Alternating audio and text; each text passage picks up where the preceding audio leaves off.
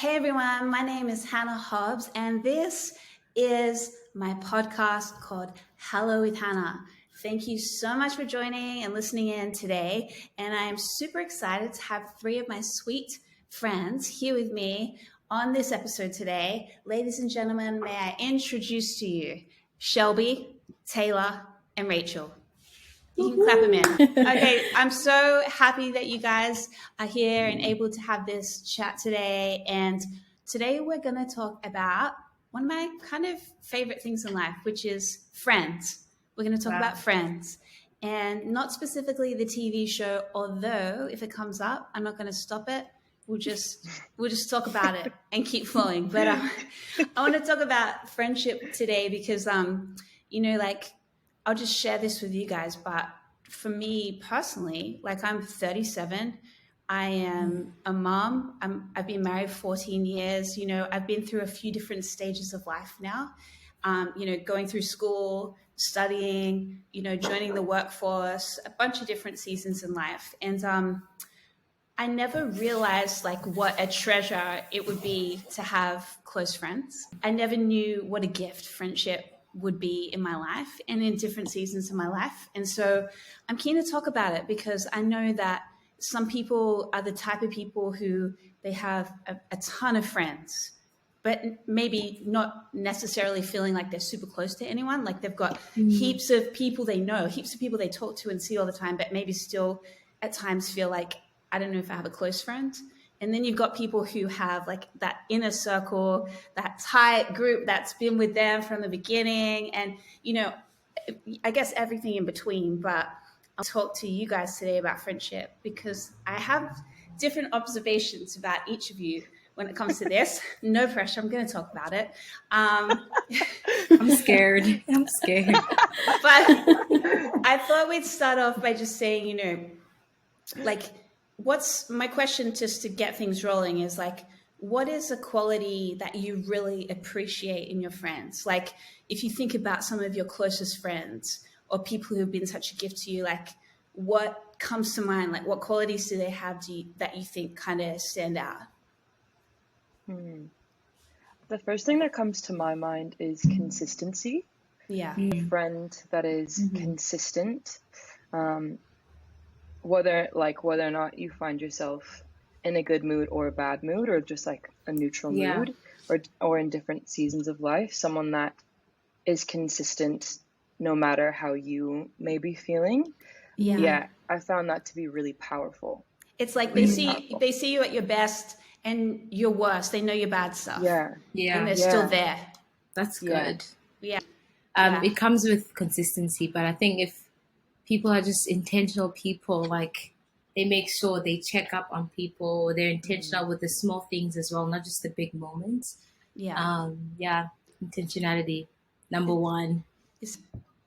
I think it's important for friends, at least with people you hang out with, that you genuinely feel good after hanging out with them, that you feel refreshed, you feel they've spoken into your life, you feel they genuinely care about you. And I feel when you leave hanging out with a friend or spending time with a friend and you have a smile on your face and you feel good, I feel that's what a good friend is. Yeah. Have you ever been in one of those conversations where for whatever reason, you walk away from it and something didn't feel right, whether there was an undertone of something kind of maybe they're having a dig at you, or maybe there's that sense you don't feel they have your best interests at heart or something. I don't.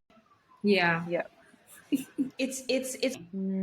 I always focus on how I make them feel. So in friendships, I don't always go in a friendship scenario and think about the outcomes of who this friend is or evaluate their character. I think that's probably asking too much sometimes on friendships where maybe friendships are going to be hard at times. You're going to walk away, you're going to feel oh my gosh, I feel bad, or that bad feeling, but it doesn't necessarily say anything about the person. Maybe they're in a tough season. So I always try and think beyond that one scenario and think of who this person is and what they're going through.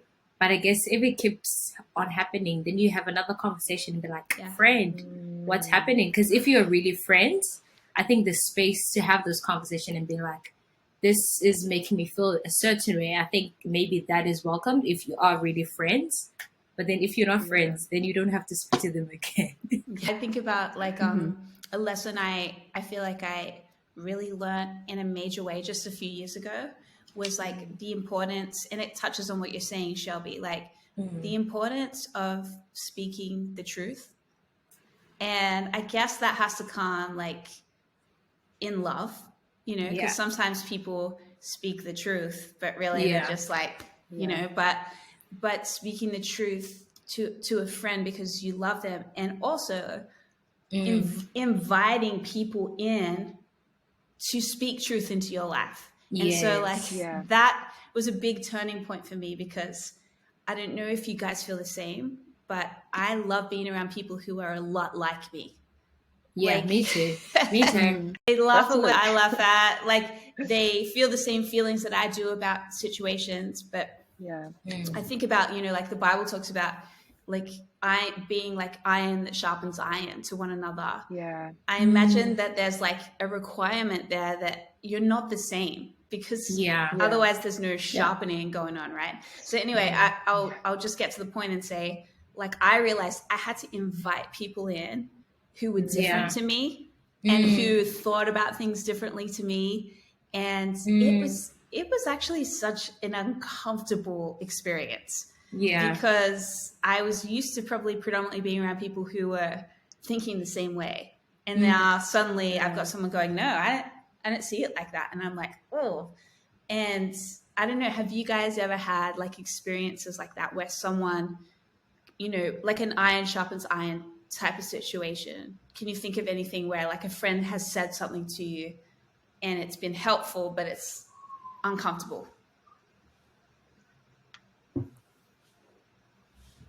I have a question though for you, Han, before we go to that question. How do you invite people that are different? Like, do you call out on Instagram and be like, hey guys, I need people that think differently than me? Like, how do you That's do? a great question. That's a great question. I need to think about this. Okay.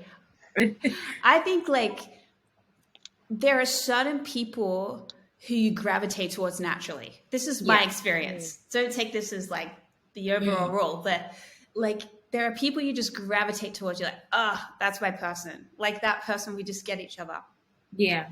And then I think there are people who like you're talking with them and you can sense the difference. Like they think about things differently, or they're not afraid to say, oh, I think about it this way. And that's how I feel, you know? And I think it's like having a self-awareness to go, oh, this person is different to me. And actually like what you were saying, Shelby, before about being intentional, it's like being intentional to get time with that person.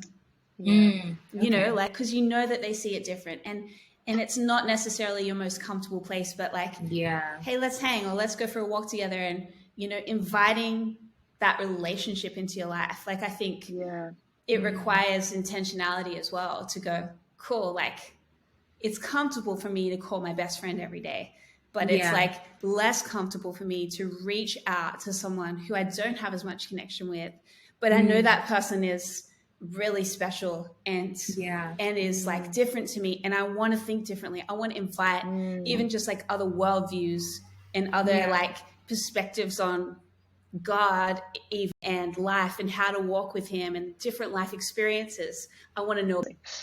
That makes me think of something that I've heard you talk about before, Hannah, about having different levels of friendship with different people, or like how you do, like you have those people who are like your best friends that you are comfortable to talk to, hang out with every day, but then you have those people where you call up and you're like, we need to get coffee and we need to sit down and I need you to tell me my blind spots so that I can grow. Yeah. And sometimes those people are your best friends, but sometimes those people are not, because I often find that the friends that are on the outer circles of my social sphere are the ones that can speak the most truth into situations, because people who I'm doing everyday life with, they can't see it. We're all seeing, they can't see it, because we're all seeing and feeling and experiencing the same things relatively often, but people on the, and which is something that I've actually been trying to be more intentional about lately is about, if a situation has been ongoing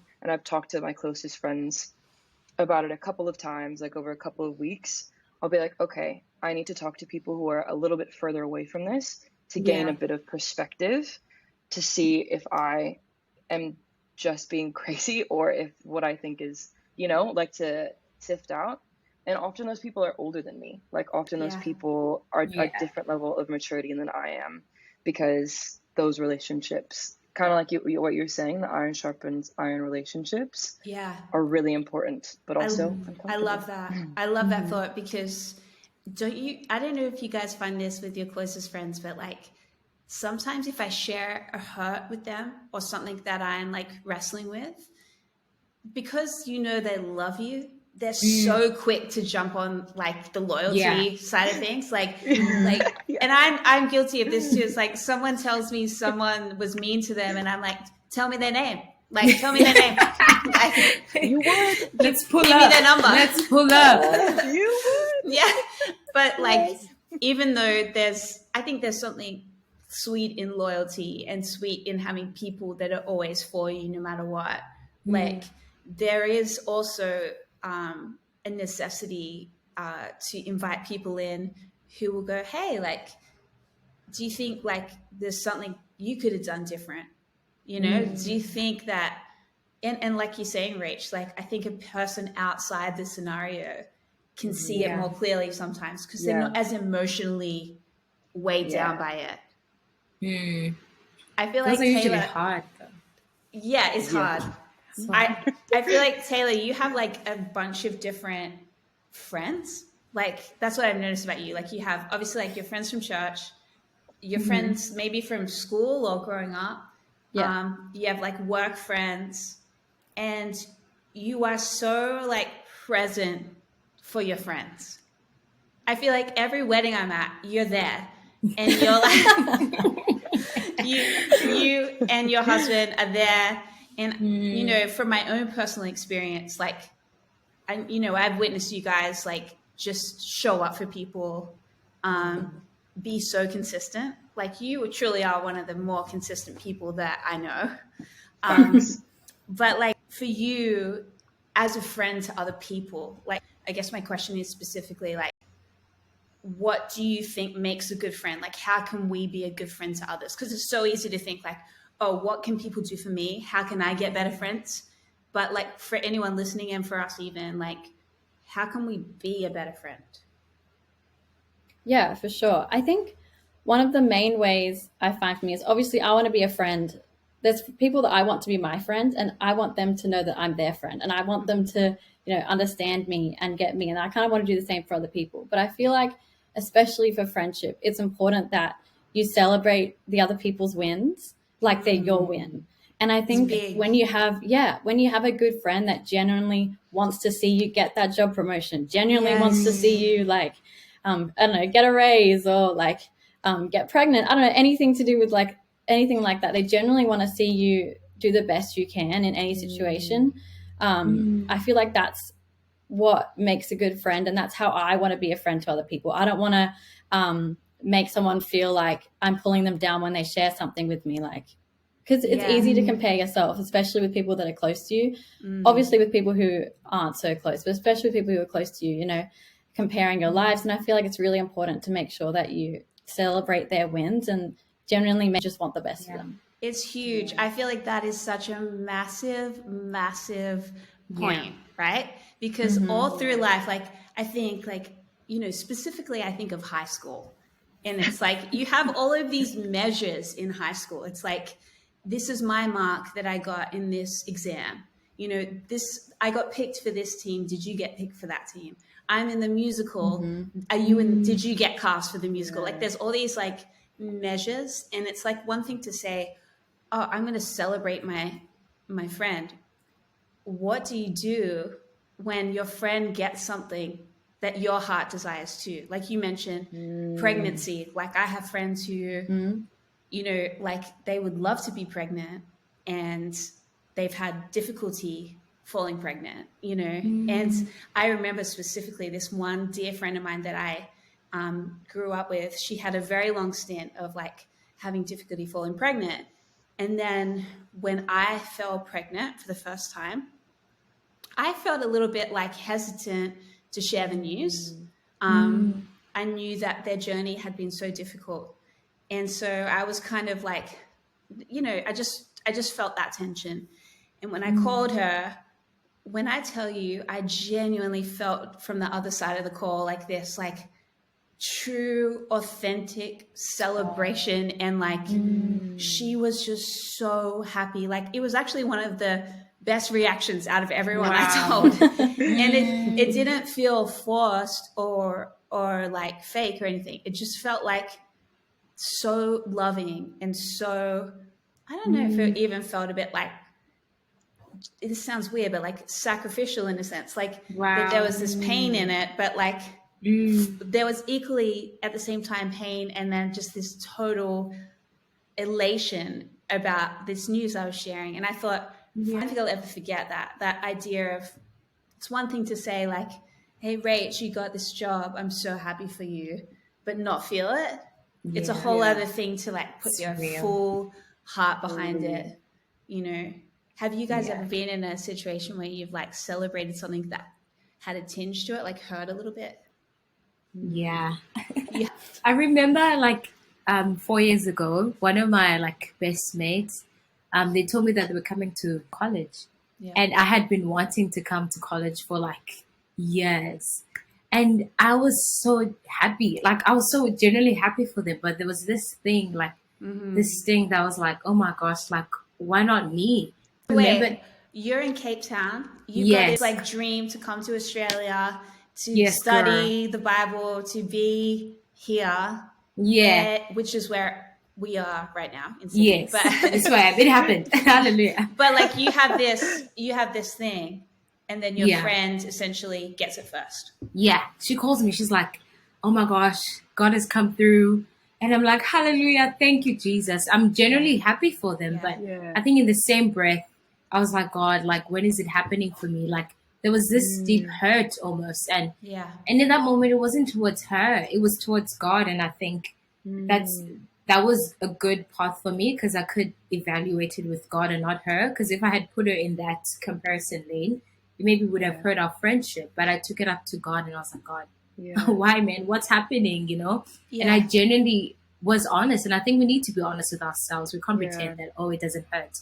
But we need to find the root or the reason why it hurts. Maybe like you feel the tinge of disappointment or jealousy or whatever the feeling is. And it's normal. It's natural. Please feel it. But the way you express it is so important. Like my one advice is take it up to Jesus. Like he's the one who wants to take it like no one else. Like you can't put that on a human being. You can't put disappointment or jealousy on a human being. Take it up to God and he will work on it and he will reveal it. And it's going to happen if it happens. If it doesn't, he's still on the throne.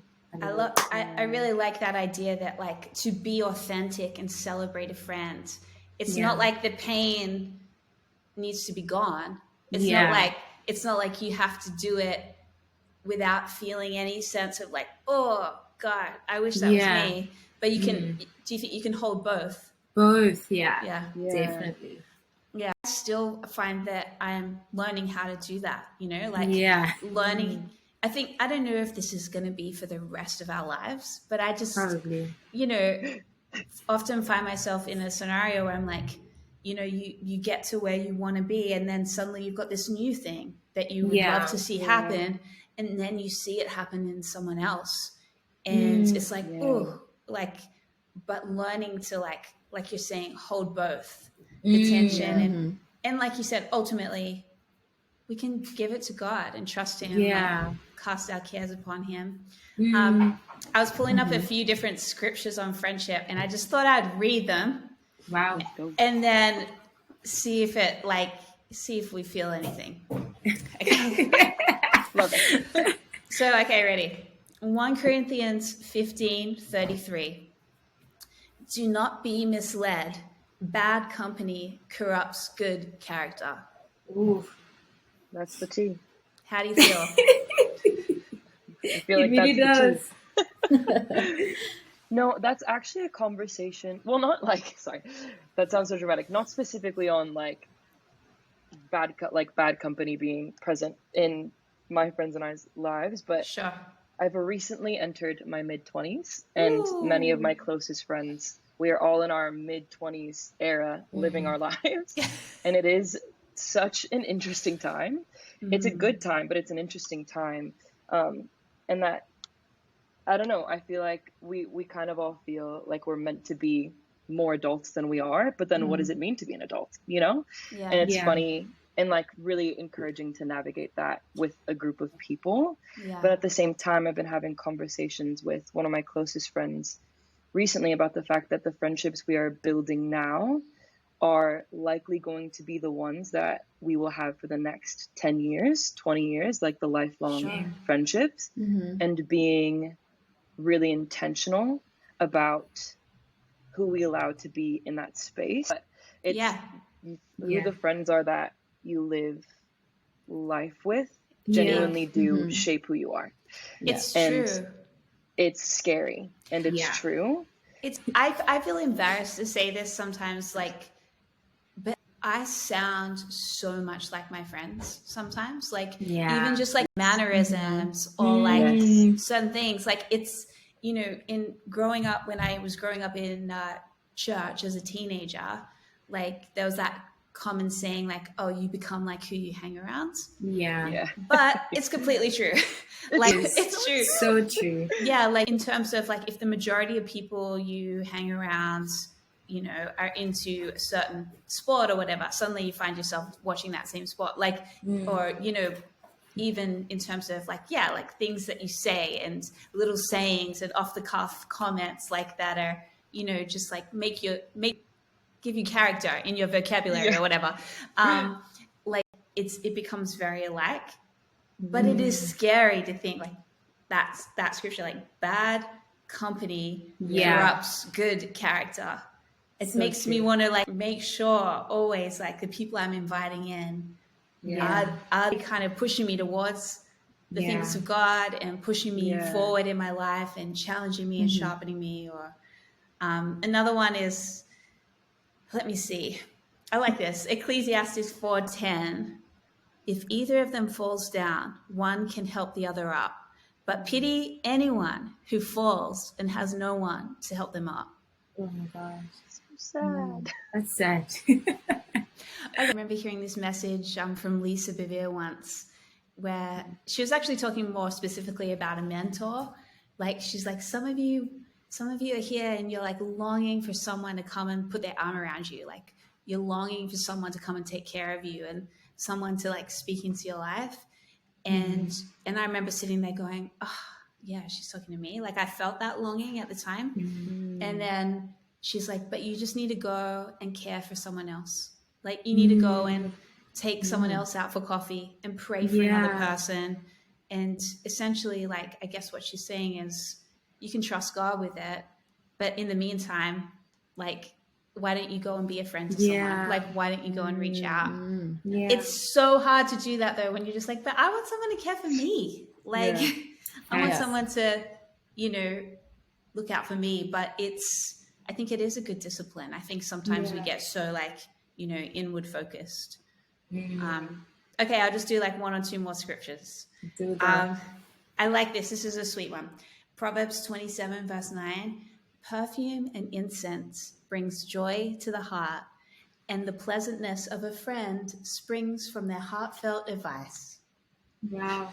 What a poet. Oh, that's nice. John 15 verse 12, it says, my command is this: love each other as I have loved you. Greater love has no one than this, than to lay down one's life for his friends. I think about like the service in friendship, like the element of like humbling ourselves and coming to support another. So that's really beautiful. Even just like the image of like recently my son, he's 6 years old and he's been learning about the Bible, and he says to me the other day, Mom, do you know what my favorite story in the Bible is? And I'm like, I don't. Tell me. I didn't know you knew a story in the Bible. Tell me. And he's like, my favorite story is like Jesus washing his disciples' feet. Oh, like, stop. So cute. But I was like, there's something pretty spectacular about that image, right? Like of him like coming alongside his disciples and like just saying, no, you can sit down. Like this is what I'm going to do for you. So sweet, right? I think it reminds me of like service in friendship, and I think ultimately God is like, go serve one another. The greatest among you will be the one who serves. And I think of good friendships are of service. Like if we serve one another, not like the other way around. How can this person serve me? But how can I serve? And in those friendships, I always get so much by just giving myself and being a service to this person. And I think it's so powerful to think of friendship as servanthood, like that posture of, okay, what can I do for this person? How can I be just like an answer in their life? So service. I feel like there's been so many good like little takeaway things from our conversation today. I love that idea of service. I love the idea of like celebrating your friends, celebrating their wins, and also I guess, standing with them in their kind of difficult times. And then Rach, I do love what you said about like, that's a crazy thought that like the friendships that we're building right now, like potentially are 5-year, 10-year friendships and maybe longer. And so like, who's in our corner, who's in our circle and thinking kind of seriously about it. And, I also just want to encourage anyone who's listening. Like, I know for me personally, I've been through times where I'm like, God, I need new friends. Like whether it's like what Shelby, you're saying, you move countries, you moved into a new season, you start a new job, you go to a new school, even if you go, like you move to a new church and suddenly it's like, I walk into the building, I used to know everyone. And now I walk in and I'm like, this is, I just want to encourage people listening in that I believe we're created to be in relationship. I think that's how God wired us to be. And so like, I guess I just want to say like, don't be ashamed of that longing to be in relationship with people. It's actually so natural. And it's a kind of like a indication of who you were created by, who your maker is. It's how you're wired to be. And then on the same note, it's like, okay, you can trust God with it. And then also you gotta step out. You gotta be intentional. And like, I just in the simplest way, I remember like coming to a new church, our church now, and knowing no one after being in a church where I felt like I knew everyone. And I would have much preferred to like just rock up late and then leave early. But like my husband and I felt this like we wanted to connect and we wanted to build new relationships. And so it's like that awkwardness of going out on a limb and getting there early and just being awkward, standing there and hoping someone will talk to you. But it's crazy because that leap of faith, like really God showed his faithfulness time and still continues to do that years later. Like just friendships that are such like so rich and so like precious to us now that we could have never imagined, beyond what we could have thought. And so I do want to encourage anyone in the season of feeling like you're longing for friends and friendships that you don't quite have yet to just be like the girls are saying, intentional and consistent and oh man. Okay. So I feel like all of this has been so good. Thank you guys for being a part of this episode on friendship. We didn't talk about the television show, but it's okay. That's shocking. That's shocking. It didn't come up. Fine. It's all right. I haven't even watched it, so it doesn't matter. I know. Exactly. Thank you. I know. Exactly. No, we don't need to talk about it. But yeah, thanks everyone for listening in today. I hope that there was like, something in this conversation that sparked something for you or was an encouragement to you. And I just want to encourage you guys like to keep believing, to have, friendships that are like iron that sharpens iron. And also like, you know, let's keep praying, God, help me to be a good friend. Help me to be there and to steward friendship, not just expect it, but also be someone who serves others. And so appreciate you guys listening in. Hope you had fun. Thank you, girls. We'll see you soon.